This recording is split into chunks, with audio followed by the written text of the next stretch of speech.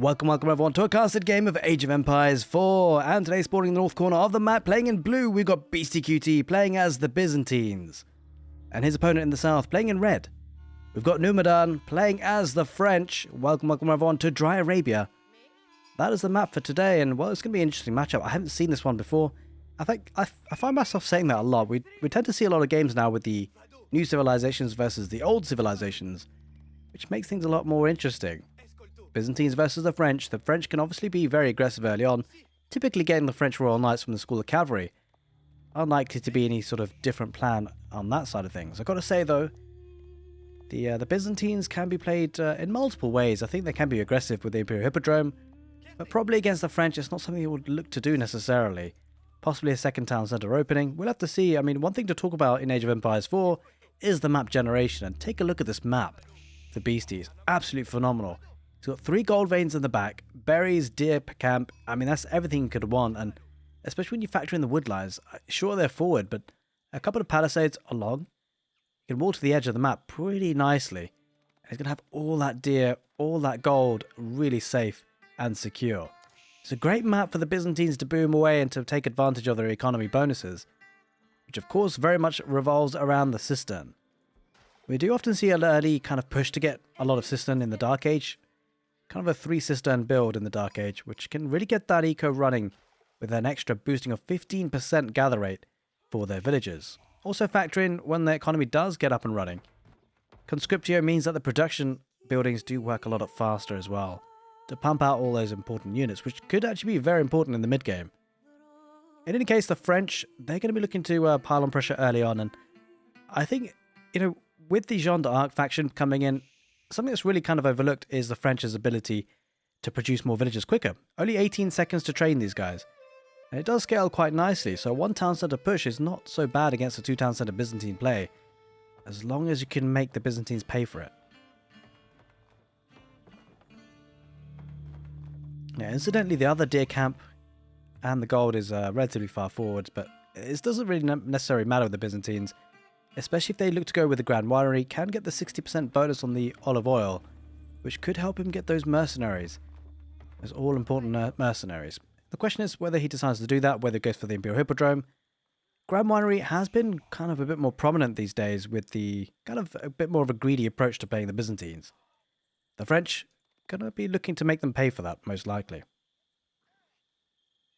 In any case, hope you guys have been enjoying your day so far. And thank you very much, everyone, for all the support on YouTube and Twitch. It's been a fantastic ride. It's a fantastic journey last couple of months, especially with the new DLC. It's been a lot of fun, hopefully. Hopefully that's going to continue quite a lot. A couple of sheep being brought back home for the French, and it's going to be getting that School of Cavalry with a good 4 villagers. It will be the Grand Winery in the end, there for Beastie. Building, of course, on the berries, and this will put him in good shape for that olive oil. I gotta say, this kind of map and this civilization, I feel like it does suit Beastie's playstyle, right? He's very slow, methodical, and he can play it such that he takes advantage of the map generation, and he's already going to move out to the deer camp and get the cistern on the gold. So you can see that clear posturing to get this resource, these key resources on the map. Yo, Utrid. Utrid. I don't know how to say the name. I would say Utrid. Thank you for the subscription. I really appreciate it. It's very, very kind of you. It goes a long way, and I really appreciate that, because I am looking to become a full-time content creator eventually. I mean, I'm nowhere near it, but eventually it can get there, possibly, if I can crack on and continue to improve. So thank you once again. School Cavalry is pretty much built now, so we're going to be expecting to see an early knight queued up, and that is it. That's the Royal Knight. That's the damage output that can happen with the French. The question is, what damage can he do? The stone main is a bit open, but those villagers are going to be coming off a stone pretty soon anyway. The gold is relatively open too, but if the palisades start to come up, he should be okay, and not necessarily needing all that much gold at the moment. But he will need to start getting some units. Likely to get a barracks down early for some limitane. You see those villagers going out to wood now, just to be able to afford that production building. The scout keeping an eye on the cistern level, and the knight making their way across the field now. It's going to take a bit of time. By the time it gets there, Beastie will be aware of it. He's keeping an eye on it with the scout. So he's going to be getting a keen eye on that. He's going to make sure he's not going to take any damage. At least he's going to try to. That would be the big game plan for Beastie. Just minimize the damage coming in. making sure he can scale that greed as much as possible.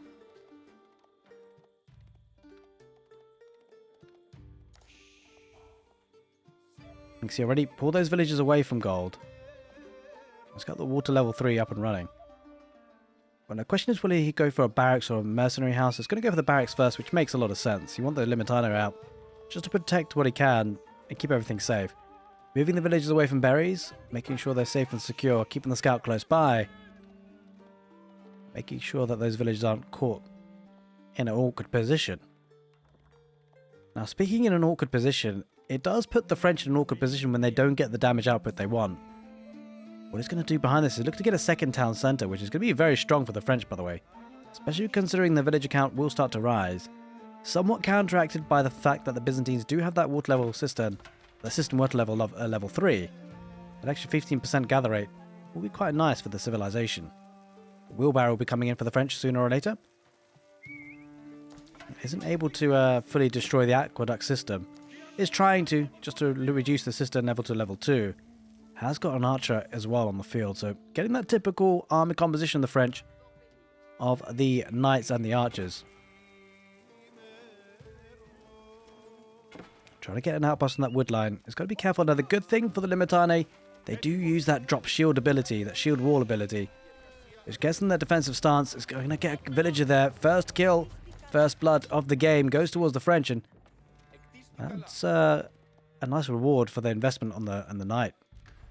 Looking to get arrow slits as well, just limiting their damage output any further.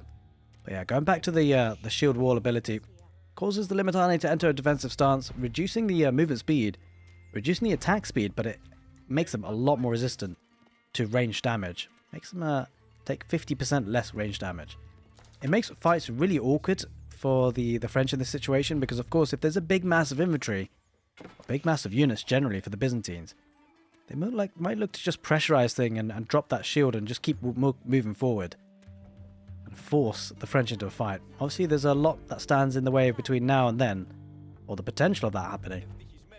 We'll see if that ends up being the case. We'll see getting that olive grove transition nice and early.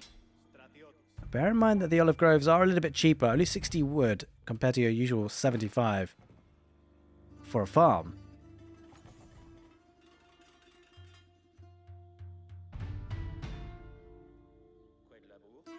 Now behind this, that second town centre has been built at the back of the map, the south border of the map, on the deer camp. No real surprises there. It's going to need a lot of food, by the way, to sustain the two town centres that work a lot faster for the French. It's going to need a lot of food, and I wonder whether he's got survival techniques. He's probably going to get that soon, if not already. He does have it already. He's got wheelbarrow as well, of course, and double broadaxe and the mining upgrade coming in. So getting all the tier 1 upgrades, at least in terms of economy, and that's going to give his economy a really big boost. Beasty's staying with the one town centre, by the way, which is kind of interesting. He's getting the mercenary house, and whilst Beasty is being pegged at home at the moment, you get the feeling that's going to change, right? Because he's only playing with one town centre. It means his economy will be a little bit weaker, but it means the resources are going to be pumped into units rather than villages. So eventually he should start to be able to push out. Limitano needs to get in position. Villagers and berries are a little bit exposed. The Limitano will get there in the end, especially with the villagers backing off. At least for now. The knight needs to see if they can get any damage elsewhere. Walling up just to reduce the amount of mobility that the enemy has there, Beastie.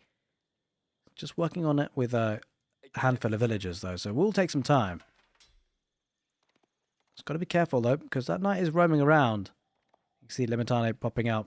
Gets a few hits, trying to charge on those villagers on stone. He might just about try and nick one kill, but I'm not sure if he maxes this well, Beastie should be able to survive. And yeah, the knight looks elsewhere to fight. But the villager lead starting to build up. It's a decent number, 9 villagers in the lead. Getting a mill for that deer camp there. And that's going to be a lot more safer once he does get the walls up, but should lose a villager, does lose one more. That's the second of the game. The knight rides away. Now, considering he only invested one knight into this, it's actually a really strong play there. He's got 2 villager kills. Going to pick off a couple of Limitano with the archers as well, and this is good pressure by numudan, like minimal investment. And it has been made to pay off. A double archery range though, so that signals maybe a bit of more of a feudal age aggression, but although having said that, Doesn't necessarily seem to be posturing that way considering the resource bank. You see, he's almost actually saving up for the Castle Age. Question is whether he goes up with the Guild Hall or whether he goes for the Royal Institute to pile on some pressure. Beastie is well away from that Castle Age. The 2-town centre play here for numudan has been very strong. This opening actually looks very rough for Beastie. But if there is a player that can come back from this sort of situation, Beastie's got to be one of those. Hasn't yet repaired the aqueduct system. Did he actually lose a cistern in the end? That's surprising. I think he did. Not going to dive on the villagers on the stone. Backs away for now. 2 Limitan and the archers will work on those though. And is stopped on taking stone once again. And it will be the Guild Hall, by the way, for the French, which is interesting. So if it does go late game, he will have that mechanic to gather stone. But by the way, the recent patch does mean the Guild Hall actually gets a lot less stone than it used to. I believe it's 50%, by the way, so it's quite a significant nerf. Of course, Guild Hall and stone has been a problem in the past with mass keeps being built. Wait, where are these villagers off to? Maybe a bit paranoid. Wait, what? Going into the deer camp back at home, I suspect, but I mean, there was no real concern there, I don't think. Oh, wait. There was concern. There they are. He spotted it. I didn't. I noticed the scout, but he keeps those villagers alive for now. Wheelbarrow is certainly helping in that regard, bringing them back home. Now, Beastie, he's probably looking to be a bit aggressive. We talked about this earlier, right? How he's on 1-town centre, he'll be able to pump out more units, and he's going to be looking to do some damage, especially with numudan committing to that castle. The problem for Beastie, he doesn't really have necessarily the units to do that damage. I'm not convinced anyway. Especially when you factor in there are some man-at-arms popping up. Villagers need to back away from wood, and might lose one there, running into trouble. It does back away for now. Does lose one villager though. 7 villagers garrisoning inside that town centre. Question is whether Beastie can get any more further damage output. But with man-at-arms on the field, it'll be tricky. Beastie is looking to get to the next stage pretty soon as well though. Not that far off it. Having to pull villagers off of gold, which is actually quite key. I think that's really what you want to do. If you're in the feudal age or going up against someone who's in the castle age, ideally you want to deny that player from getting gold as much as possible, because of course the units that can really hurt you will be the armoured units that of course cost a lot of gold. That Portuguese, thank you for the subscription. I really appreciate it. It's very kind of you. I hope the exam goes well tomorrow. Decent number of man-at-arms though. 5 of them. They could possibly take the fight. I mean, it will be pretty close, especially with the Limitane there. Does have a couple of javelin throws. That signals the mercenary contract he's gone for. And he's going to push away the second group of army. Beastie not getting all the value that he wanted.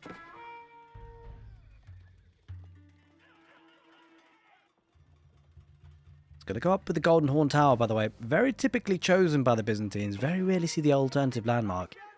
And this will grant the civilization more free units, mercenary units of that. I do love the addition for the javelin throwers. Got to keep them protected though as far as possible. Focusing on those archers. Man-at-arms chasing on the north, and he's just going to wait until he can get to that castle age and tech up his units. Now, I'd be interested to see what Beastie does behind this one, because he's severely high behind on economy. He's down by around about 27 villages. And he's behind on the tech up, and I just wonder whether numudan now is going to look to get some of those relics, right? It's kind of important to do this. He's got a bit of map control with the units. He's got, obviously, the tech up early. He's got the monastery built. And, yeah, certainly some of the monks will be popping out on the field very shortly.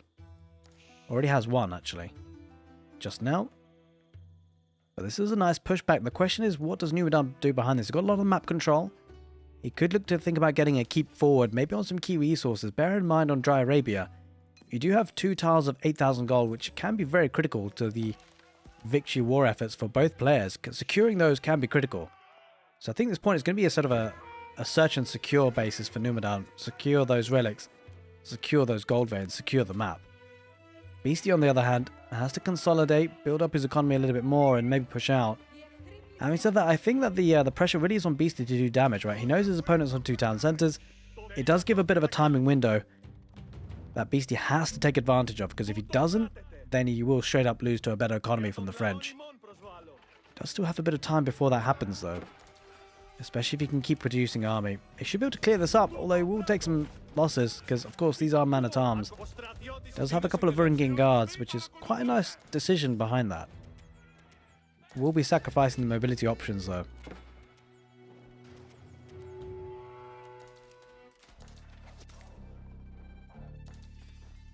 Looking to deny that 5th water level, which is actually quite significant, by the way, because this actually adds a 25% gather rate.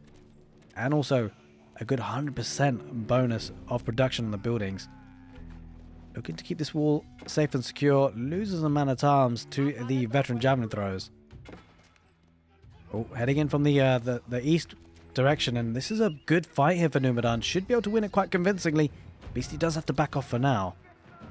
Starting to build up a mass of units, and he's continuing to trickle them in, adding a couple of knights, which I like the addition of, because of course we did see the Varangian guards, and they won't do so well against the knights. And neither with the javelin throwers. One relic has been deposited so far, one more coming in, and Numudan really doubling down on that. Got to be careful though not to take any unfavourable fights, right? I think that's the only thing that can really stand in the way of Numudan and a victory today. Taking a suboptimal fight, bringing Beastie back into the game. Whereas Beastie's going to want to group up his army. He does have a decent army number. It's got a good combination as well. Like, this is good force to fight with. And Beastie will look to try and take this fight. Numudan trying to back out of there, but doesn't have the mobility, right? A couple of camel riders. I like that addition. Especially when you factor in you're going up against French knights. He doesn't have that many, though. Limitane, they're posturing forward. Going to tank against the man-at-arms as much as possible. The knights focusing on the camel lancers. Only 2 camel lancers. Does have the camelanese coming in there. Will reduce the damage output coming from those French royal knights. Man-at-arms back away. And Beastie, he's looking to get some of that map control back. Numudan has to back away. We're not having much more damage dealt. Still only 3 villagers killed in the game for him. And that was all done in the feudal age. Slowly but surely though, Beastie getting a bit map control back again. Does have a decent amount of stone here, Numudan.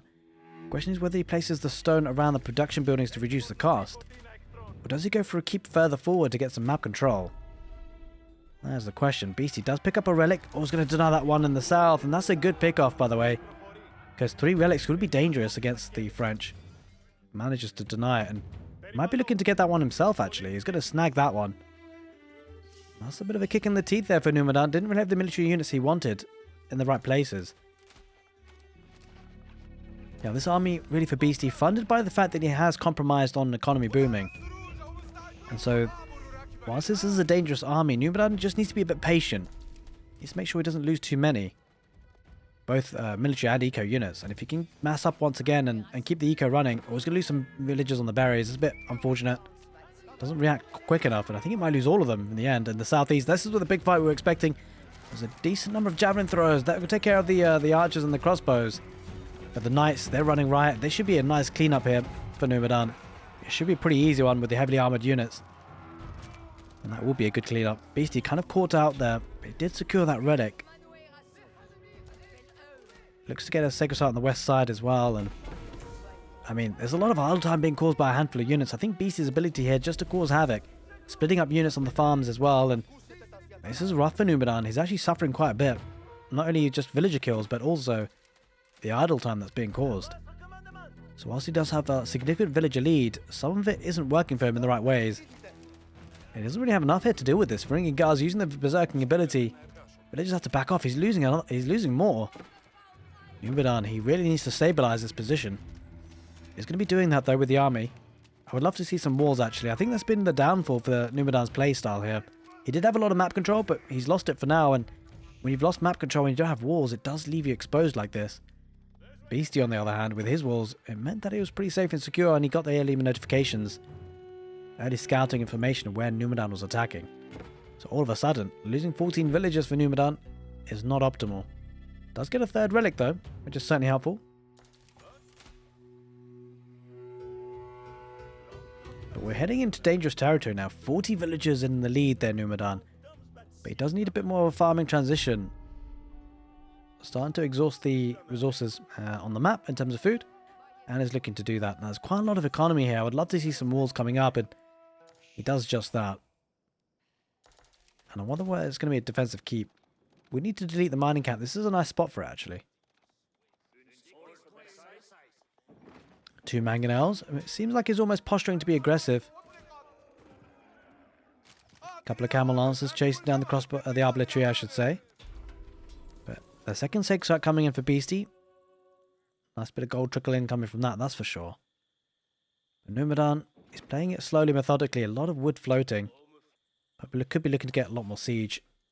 Looks like he's going to get more barracks, or maybe more man-at-arms, maybe more spearmen. Well, I think it's going to be man at arms, really. A couple of crossbows being sprinkled in, though, by Beastie. 2 camels. Again, it's the lack of walls that's kind of hurting him. And what this does, by the way, it stops Numudan from being aggressive, although he doesn't really necessarily have the massive units he'd want. Going to get the quick walls on that wood line, which will certainly help him a little bit. We'll trap those camels somewhat. Leading him to the town centres. There's no villagers to garrison inside, though. It does pick off 1 camel. But that's a large amount of units just to commit just that 1 camel, right? It allows Beastie to dominate in the middle of the map again. And should be looking to get that 3rd sacred site. Is looking to do that, but I keep coming up there for Numudan to protect that 8,000 gold. And I think that's a smart move, right? I think if you've got the choice between getting a keep here to get the cheaper units, it does feel like getting the keep on the gold, which he doesn't achieve in the end. Has to back away. Beastie, he spotted it, of course, and he's going to get on top of that quickly.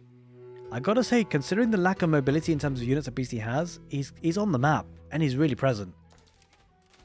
Gonna try and get the keep in the north now on that gold vein. Should happen, actually. With this number of villagers, 16 of them, with no military here to defend that or deny it. Especially with Beastie's army here in the southeast, he should be okay at doing that. Now, if Numudan can get control of these 2 gold veins, that would be critical.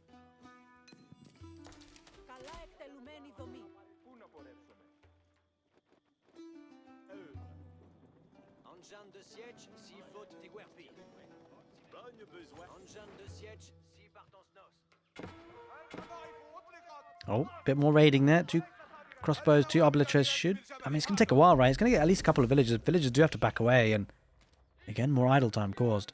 Got to say, the villager count, though, looking ominous. Almost double the villager count in Numudan. Does secure that area with the keep. Villagers have to back away, though. The positioning a little bit awkward, right? It doesn't necessarily... I mean, he doesn't actually secure the gold for himself, really, at this point. Not yet, anyway. We'd need some units there to support. Can he get some stone walls? And this is a nice play here, because that will secure that sacred site and the stone behind it. Decapping that sacred site as we speak, but take a look at this. Beastie just poking and prodding to see what damage he can do. There's a lot of villagers in gold vein. Has to back away, Numudan. Gold supply is going to be cut off for now, but he does have about 2,000 in the bank. That'll hold him for now. Army gets some position for Numudan. Needs to rebuild that wall. Does have the mangonels deploying. There's a lot of Ringing guards that might try and berserk their way through there. I think he's actually using attack ground. That's a smart move. It stops Beastie moving in. The walls do go up on the west side. Stone walls as well.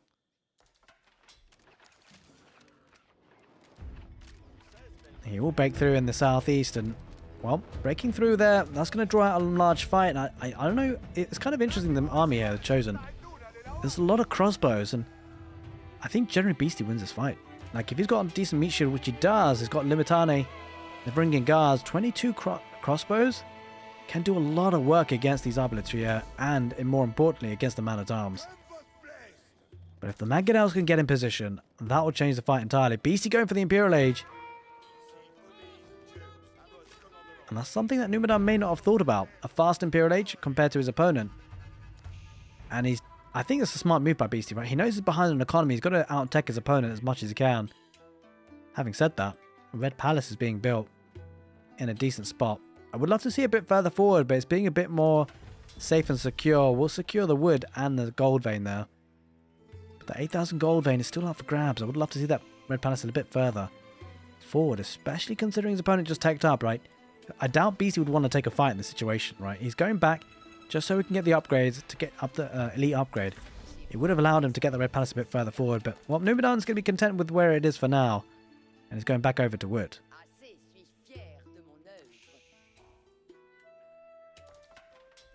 Now, something that's actually quite interesting, I've seen a couple of games on Dry Arabia recently where actually players have actually gone for the 8,000 gold vein, not only just securing them, but actually mining ahead of time. They don't necessarily need the gold at that point, but what they want to do is, whilst they've got control of the area, they want to mine as much of it as possible, just in case they do lose the area. Which could be the case here. Beastie pushing out on the west side. There is a keep. He's going to run into it now. There's quite a few units here that do get the torches out and might look to just torch this keep down. There's no boiling oil after all. Village is backing away. They will garrison.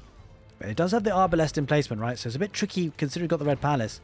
But he does have a cannon here. Beastie takes the fight. He's not holding back, and he will take it down pretty quickly.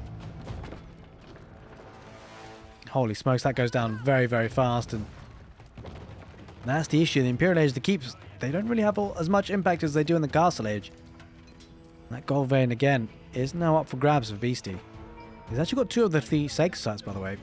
And that's a good gold trickle coming in. So despite the French having 3 relics, well, Beastie does have 2 of them and has got 2 sacred sites as well. So it's probably ahead in that regard. That outpost is going to be built, but it's going to go down very quickly with that cannon.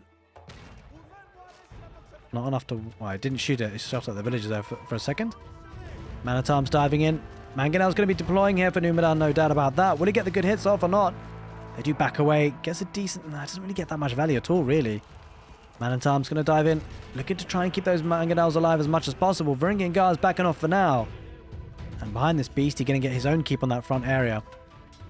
And he really will secure that area, especially with now that he's got the army, Imperial Age army, by the way. And despite being so far behind in economy, he's definitely got the miniature lead. And if he can actually get a lot of map control himself, might look to get the 3rd sacred site, activate that possible win condition, and numudan, for all the economy he's got, is not being able to translate into dominance on the field.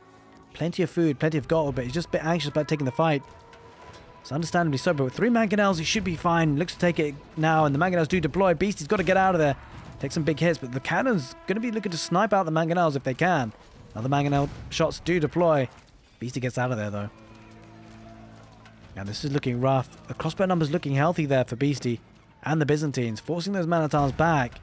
And all of a sudden, despite the better economy, he's being pushed hard. Going to be taking down that keep and going to be denying that savings bonus that the French get around those production buildings. And then it'll be the production buildings going down, and that's a rough spot for having the production forward, right? Because he's going to have to reinvest the wood that he has into more production, but it takes time more than anything. He's got plenty of wood to do it, but he's going to have to commit villagers to do it on the back lines because he's being pushed heavily and hard. Numudan with great economy, but doesn't have the military on the field that he wants. 91 military versus 55. And this is looking ominous for Numudan. He's got to hold on as best he can. If he can hold, he should win the game, but that's a big, big if. The Red Palace emplacements will be helping the Arbalest emplacements on the town centres. Makes them a bit more resistant to being damaged or resistant to be taken out. But with the sieges on the field with the cannons, that will make short work of that if they get on top of it. Going to be focusing on the School of Cavalry now. Numudan, he's got a task on his hands to hold this. I'm not so sure that he does. He's floating so many resources, just hasn't got the production buildings, I gotta say. Feels a little bit sloppy considering his high standards, right? He needs more production. The trouble is he's fully population capped, right? So he might be looking to take a fight, but he's just kind of delaying it a little bit. It feels like if he does take a fight, he should be able to replace that army a little bit better than Beastie. Having said that, 4,500 food in the bank is looking ominous. It feels like almost that Numudan's struggling to come up with a solution here. Got full population capacity. Maybe he has a few too many villagers. Trying to get a keep on the front line, but he's going to have to take a fight eventually. He can't keep giving up the map control like this. Question is, at what point does he push? It might be the case that this game heads into just one big battle.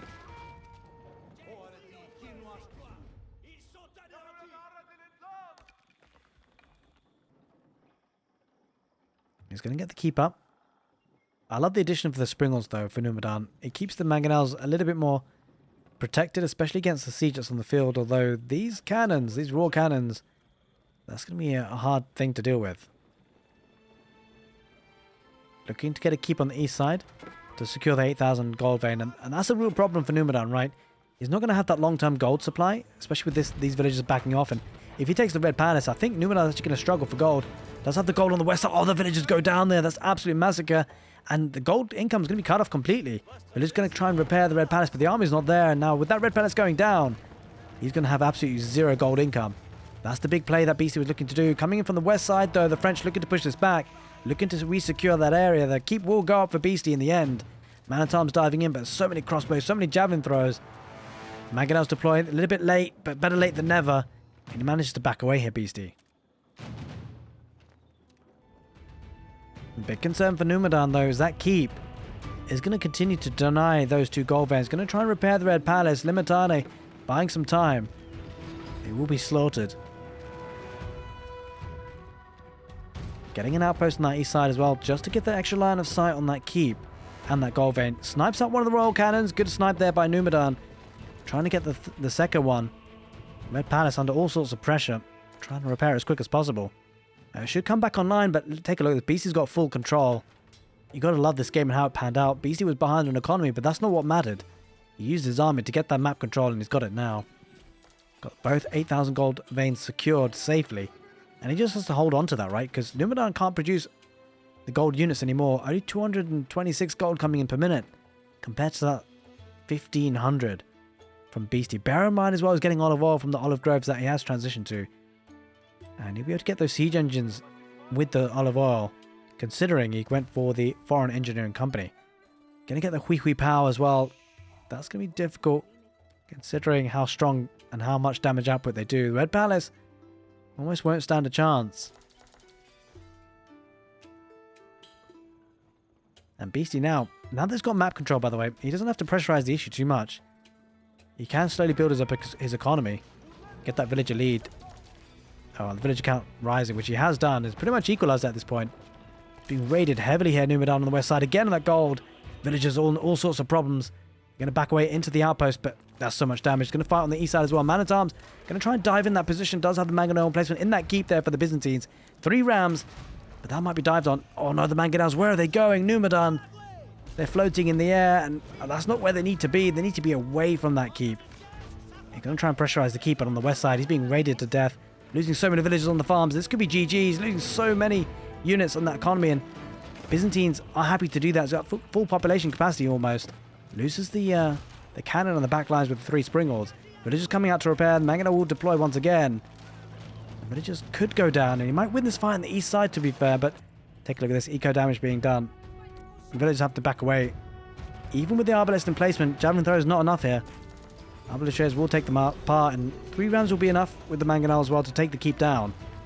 But casualties have been had. Down to 29 military, and there it is. Numudan taps out. He just lost way too many eco units on the west side. Didn't have access to gold safely, and then he had no choice. Beastie playing a masterclass on Dry Arabia. Hope you guys enjoyed it. Take care, and see you next time.